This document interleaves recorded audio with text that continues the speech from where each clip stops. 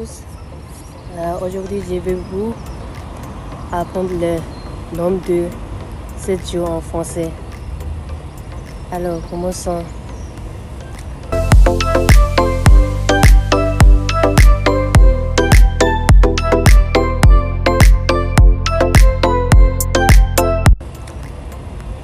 Lundi, Monday, mardi, Tuesday, mercredi, Wednesday, jeudi, Thursday, vendredi, Friday et samedi, Saturday et dimanche, Sunday.